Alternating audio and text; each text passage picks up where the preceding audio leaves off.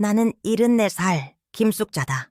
사람들은 한때 나를 밥의 어머니라고 불렀다. 학교 급식실에서 30년을 일했지.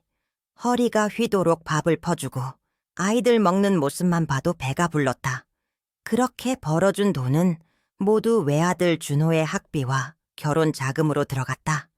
내 인생은 주방의 뜨거운 증기 같았다. 늘 뜨거웠고 늘 헌신적이었다. 그게 사는 방식이라고 믿었다. 하지만 지난 6개월 동안 내 몸은 거짓말처럼 무너졌다. 억울했다.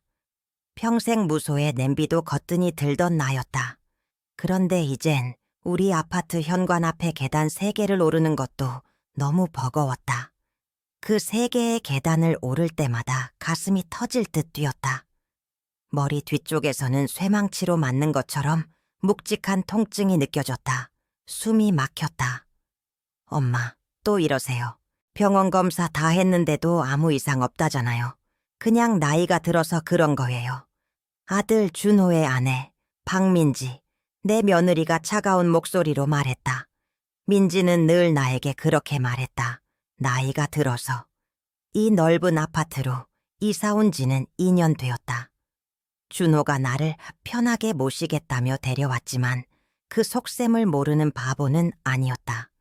내가 가진 작은 재산, 그리고 이 아파트 명예 때문이라는 것을. 민지는 내 건강에 대해 필요 이상으로 신경 쓰는 것 같았다. 매일 아침 건강 음료를 챙겨줬다. 병원 예약도 칼같이 잡았다. 민지는 간호사 출신이다. 그래서인지 말 한마디에도 날카로움이 있었다. 내가 비싼 검사를 받을 때마다 민지의 눈빛은 초조했다. 결과를 기다리는 모습은 꼭 주식 투자를 한 사람 같았다. 어머니, 의사가 뭐래요? 혈압이 왜 이래요? 빨리 내려야죠. 우리 준호한테 짐이 되시면 안 되잖아요. 민지는 나빠지는 내 상태를 볼 때마다 짐이라는 단어를 잊지 않았다. 내 아들은 그저 옆에서 고개를 끄덕일 뿐이었다. 아들의 침묵이 나를 더 아프게 했다. 민지가 주는 아침 음료를 마실 때마다 속이 울렁거렸다. 몸에 좋다는 재료만 넣었다는데 마시고 나면 오히려 기운이 쭉 빠지는 기분이었다. 의사는 고혈압약을 처방해줬다. 그런데 혈압은 잡히기는커녕 널뛰었다. 심장 전문의들은 걱정스러운 표정만 지을 뿐 도대체 왜 이런지 원인을 찾지 못했다. 나는 침대에 누워 천장을 봤다. 살다 보니 다 겪는다더니 내가 정말 미쳐가는 걸까? 아니면 내 몸이 안에서부터 부서지고 있는 걸까? 평생 가족을 위해 모든 걸 바쳤는데 이제 와서 가장 사랑했던 사람들에게 짐 취급을 당하고 있었다. 이 고통은 단순히 몸이 아픈 게 아니라 마음의 독이었다. 마음이 약해지면 몸도 약해진다고. 어릴 때 엄마가 그랬는데 그 말이 딱 맞았다. 그날 새벽 3시였다. 심장이 너무 불규칙하게 뛰어서 잠에서 깼다. 물이라도 마셔야겠다는 생각에 조용히 부엌으로 향했다. 거실은 어둠 속에 잠겨 있었지만 부엌 쪽에서 희미한 불빛과 함께 목소리가 들렸다. 민지가 통화를 하고 있었다. 혹시 친정 식구가 아픈가 싶어 발소리를 죽였다. 벽 뒤에서 들려온 민지의 목소리에 등골이 오싹해졌다. 그녀는 평소에 친절한 며느리 목소리가 아니었다. 낮고 날카로웠다. 네네, 의사 선생님. 제가 아침마다 꼬박꼬박 챙겨드리고 있어요. 당연히 처방받은 약은. 아니요, 제대로 드시게 두지 않죠. 나는 숨을 멈췄다. 약을 제대로 드시게 두지 않는다? 내 심장이 미친 듯이 요동쳤다. 민지는 잠시 뜸을 들였다. 그리고 더 낮게 속삭였다. 걱정 마세요. 그렇게 오래 끌지 않을 거예요. 곧 저희 소유가 될 겁니다. 다만 속도가 좀 느린 것 같아서요. 혹시 양을 더 늘릴 수 있을까요? 네, 알겠습니다. 전화가 끊겼다. 나는 그 자리에 얼어붙었다. 민지가 말한 그것이 무엇을 의미하는지는 알 수 없었다. 하지만 그녀가 매일 아침 정성스럽게 챙겨주던 그 건강 음료와 내 급격한 건강 악화 사이에 소름 끼치는 연결고리가 있음을 직감했다. 나는 겨우 숨을 쉬며 침실로 돌아왔다. 이불을 뒤집어 쓰고 고동치는 심장을 붙잡았다. 나의 아픔이 단순한 병이 아니었단 말인가. 내 친딸처럼 믿었던 아이가 매일 아침 나를 나이가 들수록 알게 된다고 했다. 세상에는 믿을 사람이 없다는 것을. 다음 날 아침이 밝았다. 민지는 평소처럼 밝게 웃으며 투명한 유리잔에 담긴 건강음료를 내 손에 쥐어줬다. 어머니, 기운 차리셔야죠. 이거 드세요. 컵 안의 액체는 평소처럼 달고 부드러운 냄새를 풍겼다. 하지만 내 눈에는 마치 투명한 독약처럼 보였다. 나는 잔을 입에 댈 수 없었다. 그러나 마시지 않으면 민지는 바로 의심할 터였다. 나는 몸이 예전 같지 않다는 핑계를 대야 할까? 아니면 억지로라도 이 독을 넘겨야 할까? 74살의 급식 조리사 김숙자. 나는 내가 가장 사랑했던 가족에게 천천히 죽임을 당하고 있다는 끔찍한 진실 앞에서 이 잔을 마셔야 할지 아니면 병기에 버려야 할지 결정해야 했다. 그때 문득 이틀 뒤에 온다고 했던 오래전 급식 조리사 친구 오숙경의 얼굴이 떠올랐다. 그녀는 내 유일한 희망이었다. 나는 이제 민지로부터 나 자신을 지킬 방법을 찾아야만 했다. 당장 이 잔부터 어떻게든 처리해야 했다. 마음이 흔들렸다. 나는 잔을 들고 화장실로 향했다. 문을 잠그고 조용히 민지가 준 건강음료를 변기에 쏟아버렸다. 달콤한 냄새가 났지만 내 눈에는 투명한 독약으로 보였다. 물로 컵을 헹군 뒤 조심스럽게 물을 가득 채워 돌아왔다. 마시는 척하며 몇 모금 마신 후 잔을 내려놓았다. 민지는 흡족한 미소를 지었다. 어머니, 오늘 안색이 조금 더 안 좋으신 것 같아요. 어제 잠을 못 주무셨나 봐요. 그녀의 말에 몸이 덜 울렁거린다는 사실을 숨겼다. 억지로라도 몸이 안 좋은 척 연기를 해야 했다. 나는 고통스러운 표정으로 가슴을 움켜쥐었다. 이상한 점은 또 있었다. 그날 아침 음료를 마시지 않았음에도 몸은 여전히 무거웠다. 하지만 평소처럼 곧바로 심장이 미친 듯이 뛰는 극심한 현기증은 없었다. 민지가 주는 독극물, 의도적인 오용약물 외에도 내가 복용하는 고혈압약 자체에도 문제가 있을 수 있다는 생각이 들었다. 민지는 내가 혈압계를 사용할 때마다 꼭 옆에 붙어 있었다. 하지만 정작 내가 약을 먹을 시간이 되면 갑자기 어머 깜빡했다며 부엌으로 사라지거나 세탁실로 갔다. 며느리가 나가고 혼자 약을 먹고 나면 두세 시간 뒤에 혈압은 다시 널뛰었다. 약이 효과가 없는 게 아니라 약의 효능을 무언가 방해하고 있는 것 같았다. 나는 처방받은 약의 케이스를 몰래 열어보았다. 모양은 똑같았다. 하지만 알약을 손가락으로 살짝 눌러보니 왠지 모르게 잘 부스러지는 느낌이었다.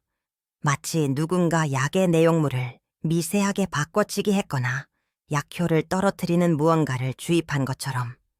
민지는 나의 건강 악화를 증여의 촉매제로 사용했다. 엄마, 곧 증여 서류 작성해야 하니까 몸 상태 좀 올리세요. 너무 아프시면 절차가 복잡해져요. 변호사가 건강 상태를 체크해야 하거든요. 그녀는 나를 걱정하는 척했지만 그녀의 목표는 내가 살아있는 동안 이 아파트 명의를 가로채는 것임을 나는 이제 분명히 알았다. 시가 억 8천만 원짜리 아파트. 내 평생의 헌신이 이 금액으로 평가되는 순간이었다.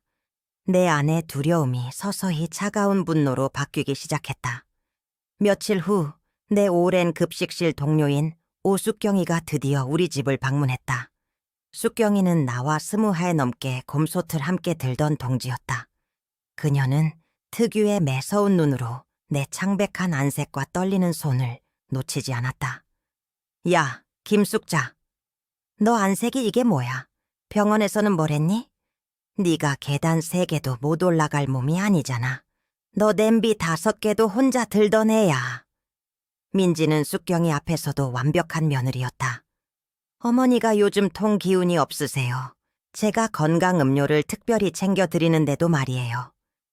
민지가 잠시 마트에 간다고 현관을 나서는 순간 나는 쑥경이에게 새벽에 들었던 전화 통화 내용과 수상한 음료, 그리고 내 급격한 건강 악화에 대해 모두 털어놓았다. 쑥경이는 눈을 크게 떴다.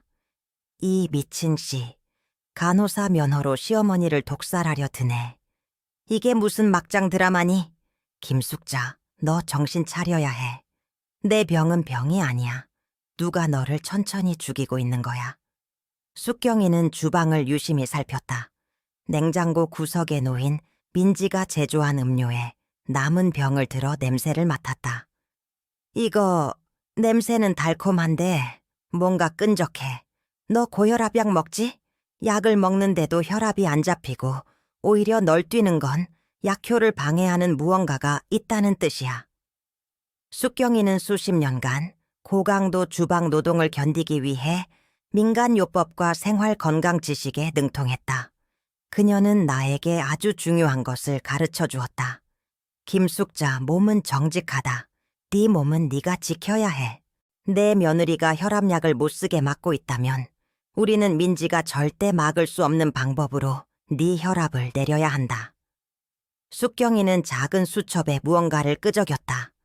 이거 외워. 너는 평생 뜨거운 물을 다뤘지? 이제 그걸 네 몸에 써야 해. 오늘부터 매일 밤 따뜻한 물에 발을 담가봐. 종아리까지는 아니어도 복사뼈 위까지 따뜻한 물에 15분만 담가. 하체 혈액순환이 되면서 바로 혈압이 내려갈 거야. 얼마나 내려가는데? 내가 떨리는 목소리로 물었다. 네가 지금 혈압이 높다면 최소 23의 8 mmHg, 20만 8 정도는 내려간다. 그리고 너 심장 불규칙하게 뛸 때마다 화장실에 가서 이걸 해. 4, 2, 6, 4, 5, 6. 호흡법이야. 코로 4초 동안 숨을 들이쉬고 2초 동안 참고 입으로 6초 동안 천천히 내뱉는 거야. 이걸 2분만 반복해. 이건 내 혈압을 18에 10mmHg, 15m는 확실히 떨어뜨려 줄 거야. 이건 내 며느리가 절대 막을 수 없는 너만의 무기야. 나는 쑥경이의 말을 듣고도 믿기지 않았다. 족욕과 호흡법으로 혈압이 내려간다고? 하지만 지푸라기라도 잡는 심정이었다. 쑥경이는 나에게 또 다른 경고를 했다. 내 며느리가 주는 음료에 칼륨이나 나트륨이 지나치게 많았을 가능성이 커.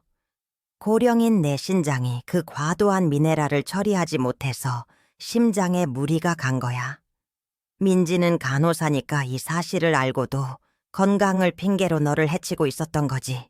지금부터 모든 가공 음료는 끊어. 그리고 이 증거를 잡을 때까지 며느리 앞에서 아픈 척 연기해야 한다.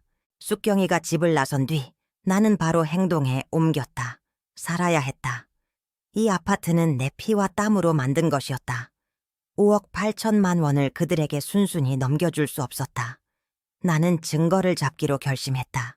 나는 쓰레기통 깊은 곳에서 민지가 버린 수상한 유리병을 찾아냈다. 약품 라벨이 붙어 있었는데 자세한 성분은 알 수 없었다. 하지만 고혈압 보조제라는 이름과는 달리 이 병이 내 약효를 무력화시키는 데 사용되었을 것이라는 확신이 들었다. 나는 유리병을 조심스럽게 봉투에 담아 찬장 가장 깊은 곳에 숨겼다. 그리고 민지가 외출한 틈을 타 아주 작은 디지털 녹음기를 그녀와 준호의 안방 서랍 깊숙한 곳에 설치했다. 손이 떨렸지만 다시는 속지 않으리라 다짐했다. 이틀 후 나는 녹음기를 회수했다. 침대에 누워 숨을 멈추고 재생 버튼을 눌렀다. 녹음된 목소리는 민지와 준호 두 사람이었다. 민지 목소리. 여보, 엄마가 갑자기 너무 좋아지고 있어. 지난번에 드린 약을 못 드셨는데도 병원 검사 다 정상으로 나오면 어떡해. 증여 서류 쌓인 날짜가 모레인데 이러다가 병원에 가서 검사라도 하면 어쩌려고. 내가 오늘 아침 음료에 양을 평소보다 2배는 더 넣었어. 더 이상은 못 기다려.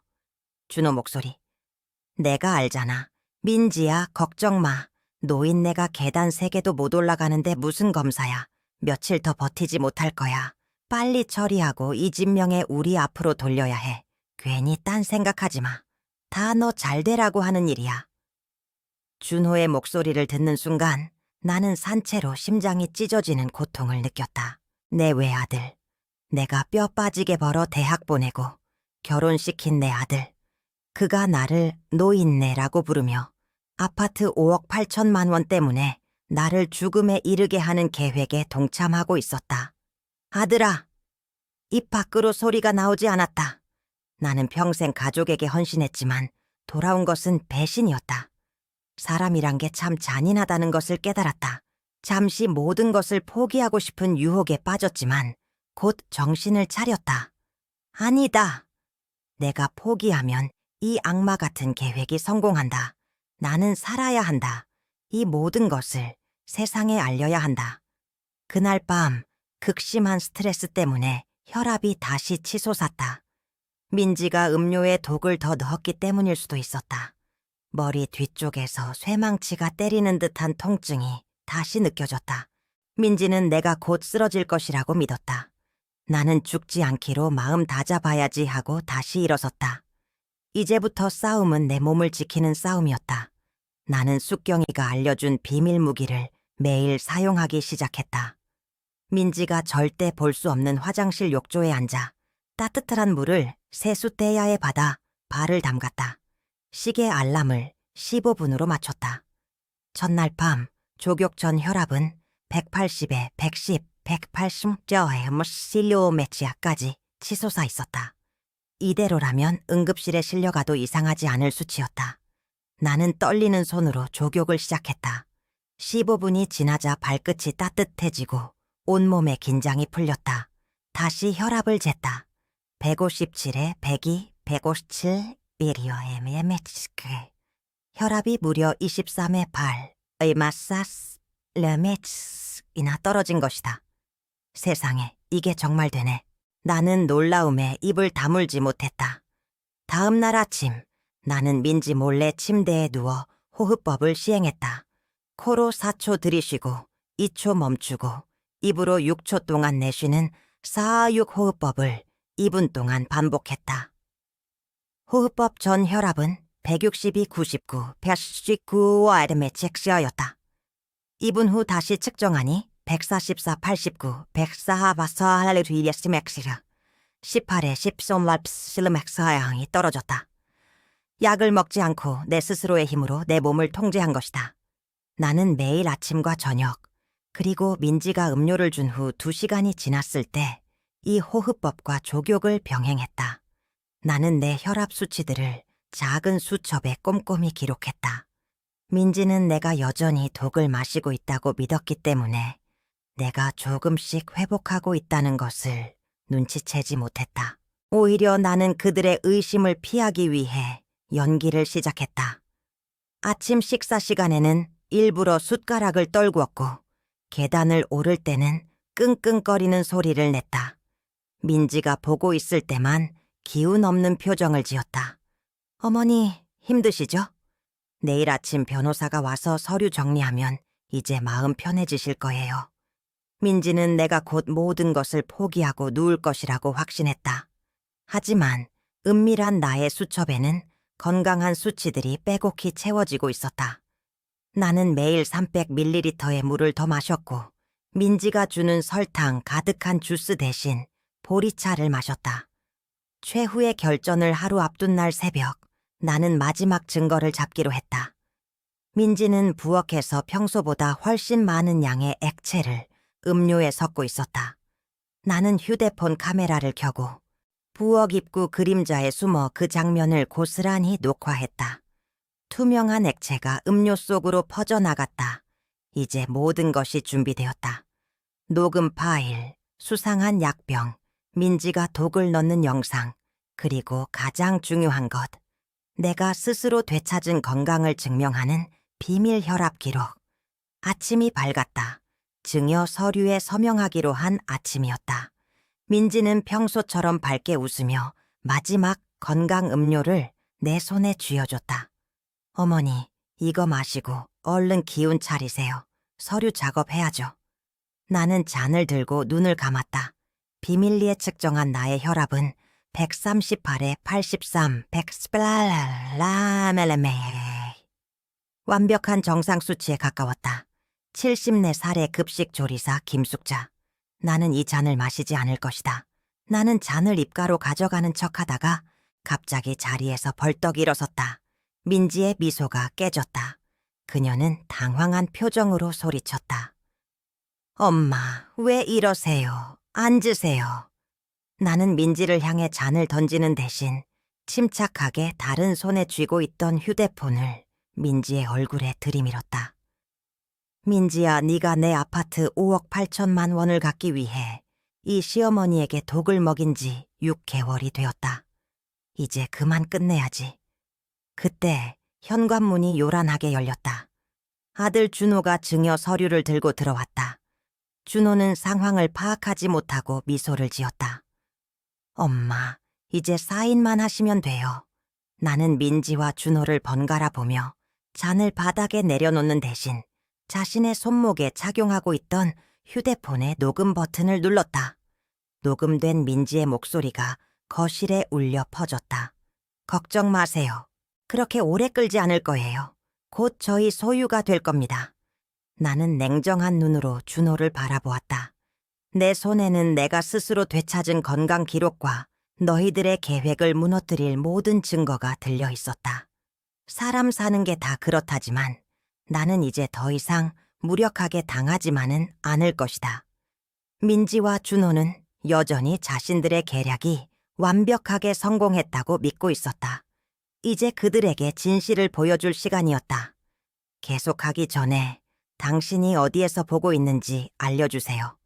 이 이야기가 얼마나 멀리 전해질지 정말 궁금해요. 목요일 오전 9시 반. 내 아파트 거실에는 준호가 가져온 굵직한 증여 서류 뭉치가 테이블 위에 놓여 있었다. 민지는 잔에 담긴 마지막 독이 든 음료를 치우지 않고 여전히 뻔뻔한 미소를 짓고 있었다. 준호는 녹음된 아내의 목소리가 울려 퍼지는 휴대폰을 이해하지 못한 채 나를 보았다. 그는 이제 자신이 완벽하게 성공했다고 믿는 단계에 서 있었다. 엄마, 사인만 하시면 돼요. 이제 속 편하게 쉬세요. 나는 아들의 그 말에 비로소 잔을 바닥에 내려놓았다. 유리가 깨지는 날카로운 소리가 거실에 울려 퍼졌다. 민지의 미소가 산산조각 났다. 그녀는 잔해를 내려다보더니 곧바로 나를 향해 달려들었다. 어머니, 지금 뭐 하시는 거예요? 나는 6개월 동안 끙끙 앓던 노인이 아니었다. 나는 그녀가 준 독을 견뎌내고 매일 밤 족욕과 호흡법으로 스스로 생명을 지켜낸 74살의 급식 조리사 김숙자였다. 나는 민지의 달려드는 몸짓을 피하며 테이블 뒤로 한 걸음 물러섰다. 나는 더 이상 휘청거리지 않았다. 등을 곧게 펴자 그녀보다 훨씬 더 커 보였다. 준호는 어리둥절한 채로 내게 다가왔다. 엄마, 왜 이러세요? 오늘 컨디션이 안 좋으신가 봐요. 내가 품속에서 꺼낸 작은 수첩을 준호 앞에 펼쳐 보였다. 6개월 전 네 아내가 주는 독을 마시고 내 혈압은 180에 110mm HG까지 치솟았지. 너희들은 내가 계단 3개도 못 올라가서 곧 쓰러질 거라고 확신했겠지. 나는 수첩을 손가락으로 가리켰다. 수첩 속에는 내가 민지 몰래 꾸준히 기록한 혈압 수치들이 적혀 있었다. 이것은 내가 너희 몰래 매일 밤 따뜻한 물에 15분 발을 담그고 426 호흡법을 2분 시행했을 때의 수치들이다. 내가 스스로 23에 8 그리고 18에 10mm HG씩 혈압을 낮추는 동안 너희들은 독을 늘려갔지. 내 목소리는 떨리지 않았다. 나는 눈을 깜빡이지 않고 준호를 바라봤다. 오늘 아침 내 혈압은 138에 83mm HG다. 정상에 가깝지. 나는 너희들이 바라는 대로 아프지 않다. 오히려 6개월 전보다 더 건강해졌다.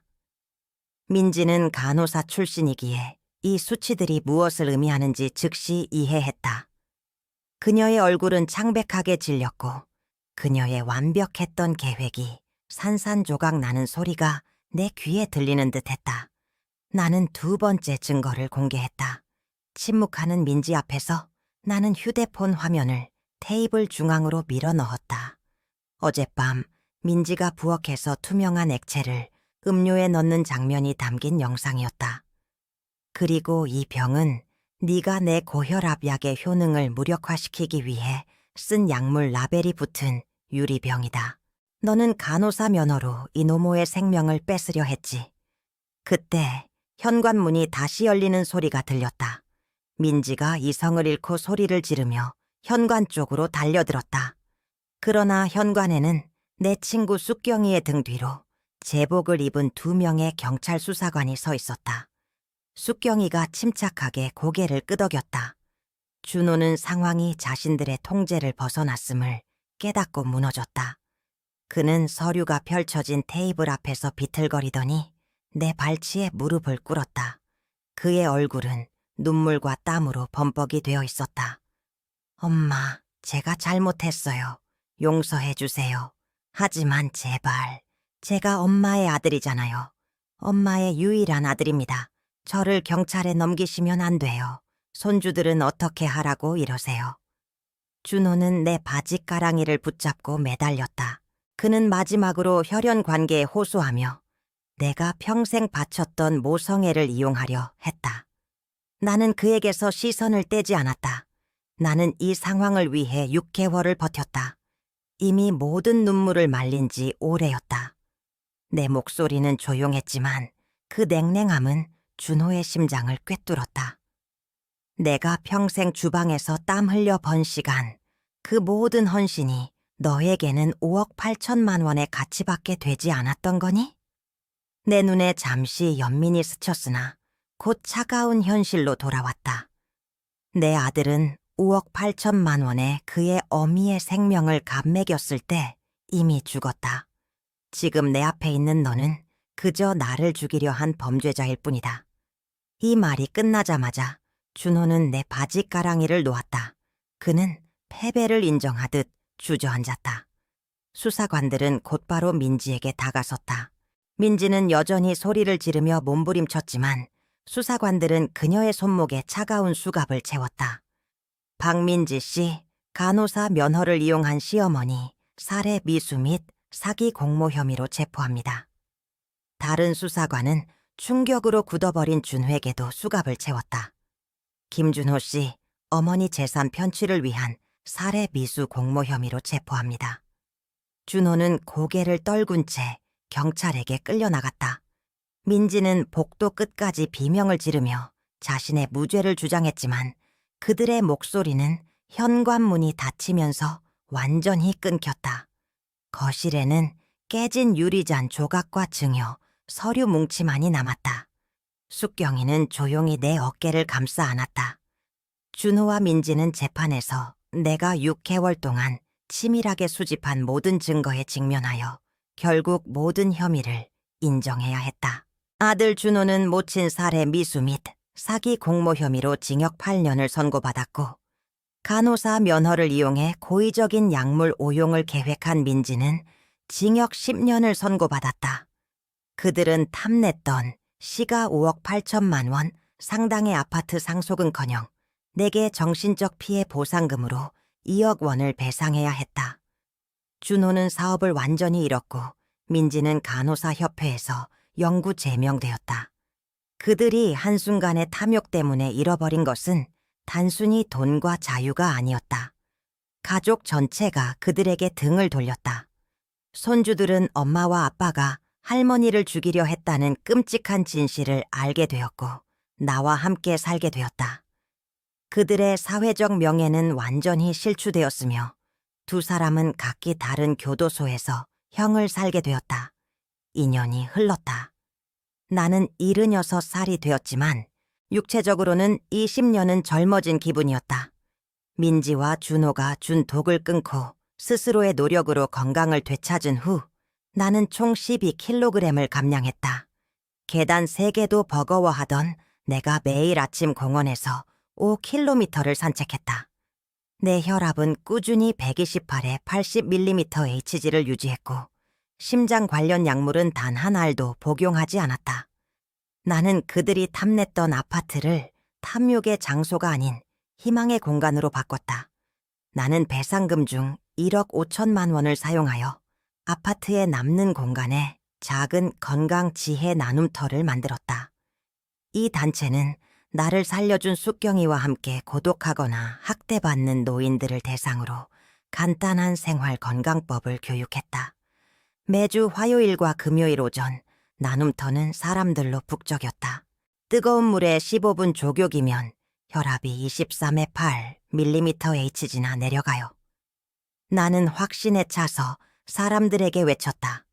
고혈압이나 심장 문제로 고통받던 50여 명의 노인들이 이 간단한 방법으로 자신의 건강을 되찾았다. 사람들은 나에게 물었다. 어머니, 어떻게 그렇게 독하게 버티셨어요? 나는 웃으며 대답했다. 그들은 내 생명을 빼앗아 돈을 얻으려 했지. 아이러니하게도 그 시련을 통해 나는 육체적으로나 정신적으로나 더 젊어지고 활기찬 삶을 얻었단다. 나는 내가 왜 살아야 하는지 명확한 이유를 찾았거든.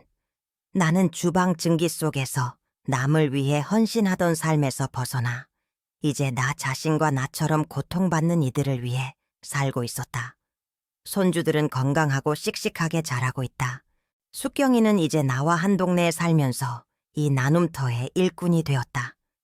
나는 더 이상 외롭지도 무력하지도 않았다. 맑게 갠 화요일 오후 나눔터 창가에 앉아 나는 따뜻한 보리차 한 잔을 마셨다. 창밖으로 내리쬐는 햇살이 참 좋았다. 나는 그들이 나를 죽이려 했던 6개월 동안 내 새로운 삶을 계획했다. 그들은 5억 8천만 원을 얻으려 했지. 나는 그들이 가르쳐주지 않으려 했던 진짜 건강과 자유를 얻었다. 나는 잔을 내려놓으며 나지막이 속삭였다. 내 아들은 어머니의 생명을 담보로 돈을 원했지만 나는 그 모든 계획을 물리치고 내가 평생 알지 못했던 삶의 지혜를 얻었다. 가장 완벽한 복수는 약도 돈도 아닌 따뜻한 물에 발을 담그는 아주 사소하고 조용한 승리였다. 그리고 끝까지 함께 해주셨다면 이야기에 대한 당신의 생각과 앞으로 어떤 종류의 이야기를 더 보고 싶은지 댓글로 남겨주세요. 여기 와 주셔서 정말 감사합니다. 다음 감동적인 이야기에서 또 만나요.